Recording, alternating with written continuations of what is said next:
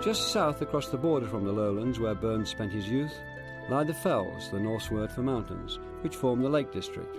They nursed and nourished another poet who sought out the common experience, William Wordsworth.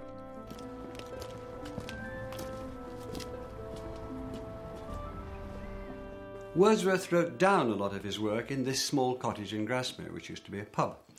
He liked to use this chair with its flat arm to work on his poems. Poetry, once the preserve of the high-born or the high-flown, was being stormed by romantic and revolutionary language. His contribution to English poetry has been well and widely cherished.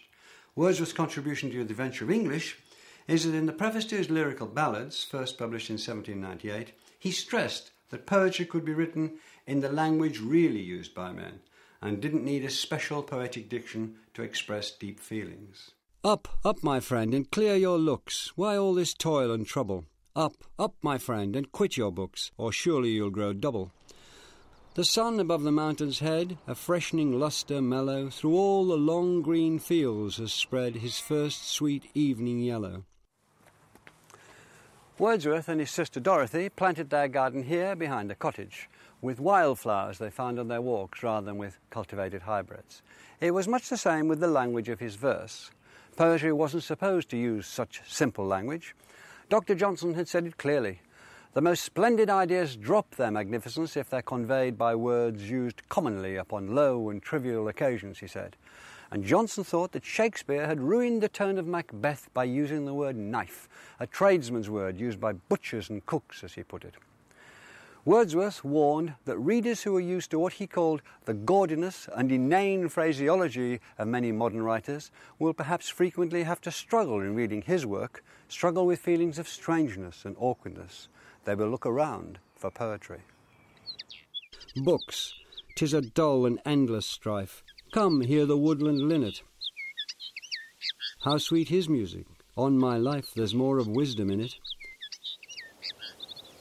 And hark, how blithe the throstle sings, and he is no mean preacher. Come forth into the light of things, let nature be your teacher.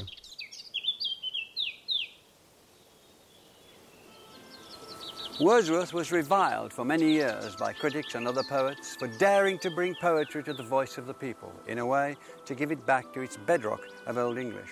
A few years before, in 1790, Thomas Paine had written The Rights of Man, also in the plain style, to demonstrate that simple language could carry precise thought. That a work of such influence on political ideas, and a young poet who was to exercise even greater influence on poetic practice should agree, opened up what's become a major thoroughfare for the English language.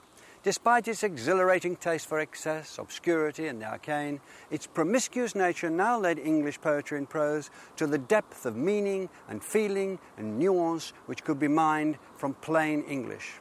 It's possible to imagine a world without the influence of Paine, Wordsworth and their followers, and one of its aspects would be that a language separate from ordinary English was the only language in which high thinking and profound feeling could be expressed.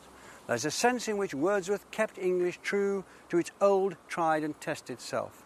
He saved and celebrated and gave lasting literary energy to the ancient language of ordinary speech.